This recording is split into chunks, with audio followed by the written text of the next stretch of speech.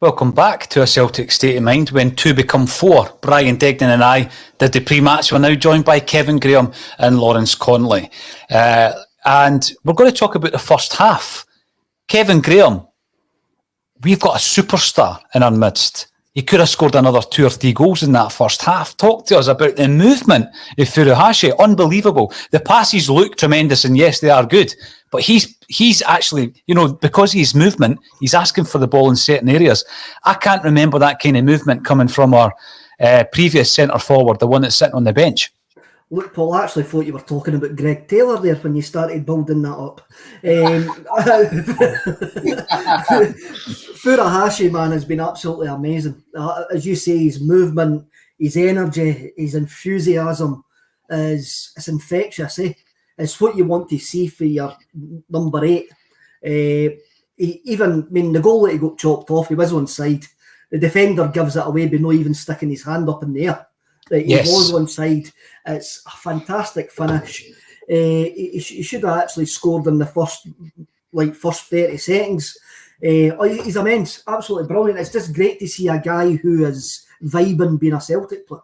Yes. And what we've watched in the last year, foot crowds during the COVID period, he's absolutely a breath of fresh air. So's Ange. Ange has been a breath of fresh air. And these last 2 games, it's been glorious. It's been brilliant. Long way to go, but I'm really enjoying this now. I'm just going to sit back and enjoy this now. Whatever happens, going to happen, me. But we've been utterly fantastic tonight.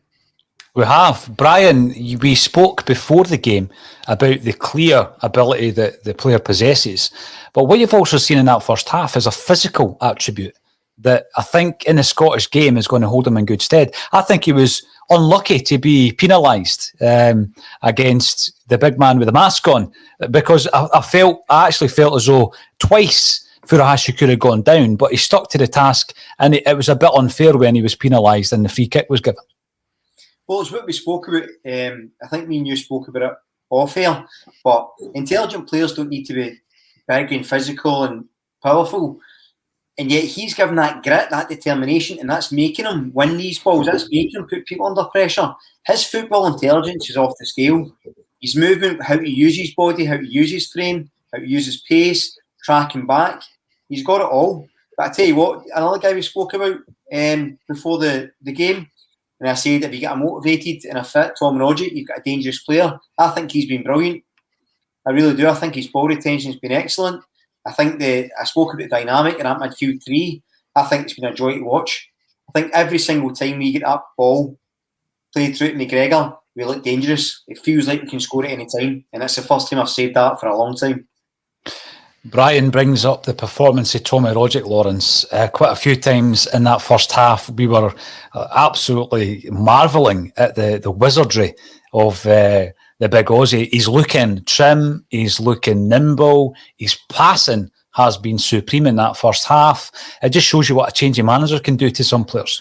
Definitely. Listen, we were saying, you can tell he's played futsal. I mean, look at his close control. He was just losing the boys, wasn't he? It was just brilliant. He's shown it in flashes before, but that's probably his most consistent 45 minutes for us. And it's good to see. Pre-season, we kind of talked about it. He's probably the player Ange knew the best. And, if this is the sign of things to come, getting perform 45 minutes, hopefully 90 minutes like that out of Tom Rogic, it's going to be some season. Kevin was speaking about Greg Taylor. He's put in another shift. Both fullbacks have. Him and Ralston. It's exciting times, isn't it? You're a fan, Kevin, aren't you? You've always been a fan of Taylor. I've always been a fan of Greg Taylor, and I'm quite glad. I mean, that's another assist for him this season. I think there's an improvement. I do think he's got a good all-round engine. He's got football intelligence. He has got his flaws, but he's not a massive problem. If you're willing, I mean, there is areas in that side that need strengthened, but I don't think if you're looking to spend vast amount of money, I don't think left back is an area that you look at just now with Taylor being there. The other thing is he's got Callum McGregor on that side as well. McGregor's just a football player. McGregor will make that left hand side tick as well. I mean, McGregor's been fantastic in the last two games. I loved his passion in the huddle when you saw it on the TV, and you could quite clearly says they're out there for us. We're in here for them. That's what he was actually getting over to the players. I'm hoping the players are enjoying it. I'm hoping the fans are enjoying it. I'm enjoying sitting in here with my dad watching it. We're loving it.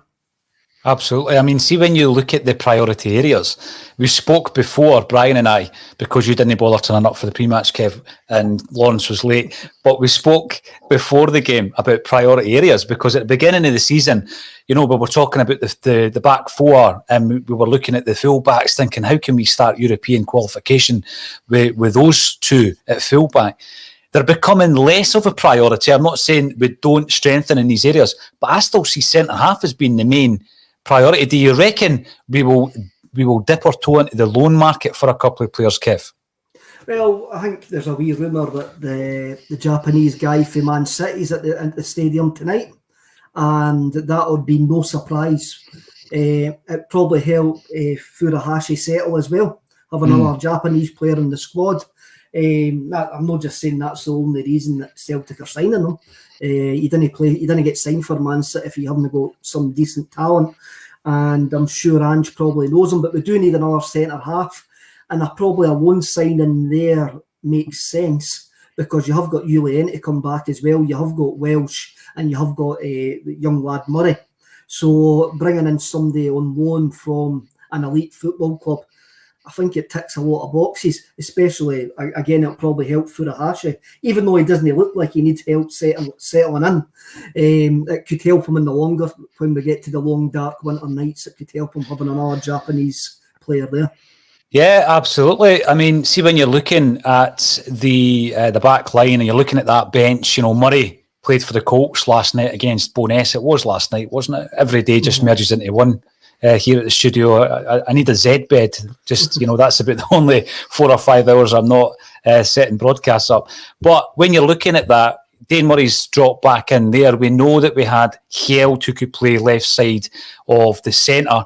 He looks to be on his way as well, Brian. You look at the bench, I think that shows you how thin we are in the centre-half areas when you're looking at Urigide and also Beaton being the guys that can step in. So I think it makes perfect sense. I didn't know, actually, Kev, that Mo was in the game tonight. I don't know, have you seen that on the Celtic TV, or is that just circulating around social media tonight? It was Colin Watt in the group chat. It says that he's there, but I've just noticed Brian Conway in the comments have said it's not him.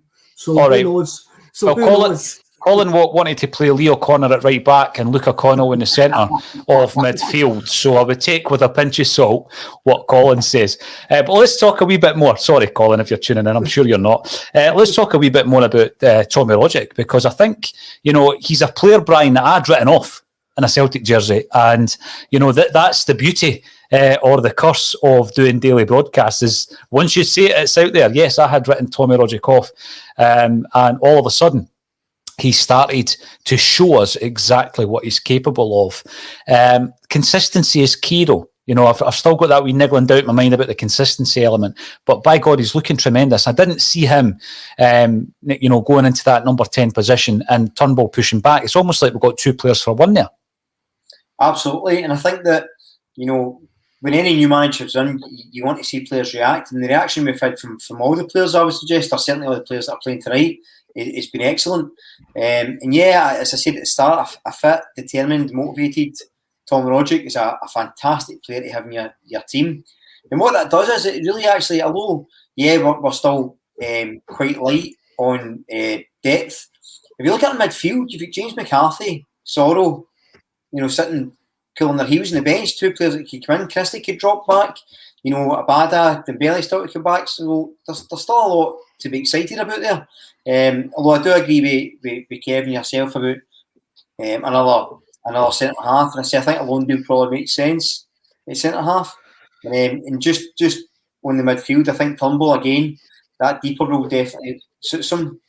John Hartson described it as a quarterback role, and he's been watching ACSOM, because that's what Laura Bradburn said last week. Is that what it was? I think most of them do. That's where they get their tips. But I think what he's done is he's shown that longer range of passing, and a couple of things it was overhit, whatever. But it is still very early in the season, mate. Remember, but that's such a positive thing, because look how we were playing at this early stage. Probably better than any of us, hand on heart would have thought.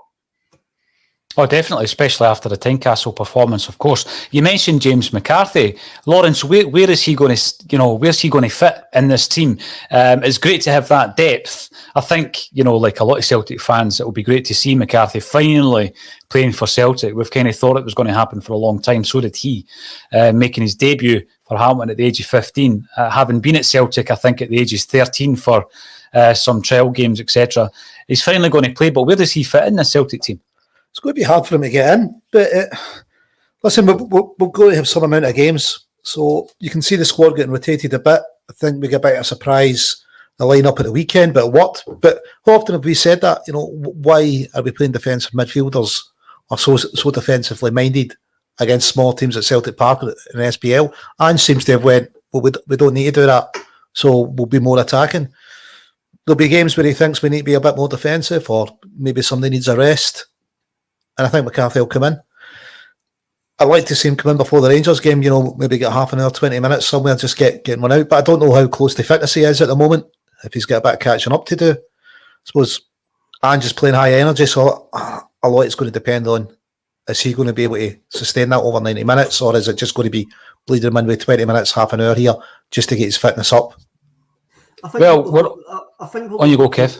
I think what we've got to look at, Lawrence, is can we trust Big Tam to give us 25, 30 games this season? I mean, history says that's maybe not going to be the case. So, and it's the same with Turnbull as well. I mean, Turnbull's performed well tonight and against Dundee, but he has struggled in certain games as well. So I think there is room for McCarthy to come in because, I mean, we won tonight. We've got European football until Christmas anyway, so we've got a lot of games. Yeah, we certainly do. We're on the park. We're going to kick off the second half. I just wanted to remind everybody that we do have a song for our very own Colin Watt, so feel free to indulge in that. I'm not sure what the song is about me, Kev, but you might want to let me know when we're not live on air. But here we go. We're in the second half. We'll be back at full time. Thanks, everybody, for joining us on LinkedIn, Twitch, Facebook, Twitter, YouTube, and everywhere else on A Celtic State of Mind.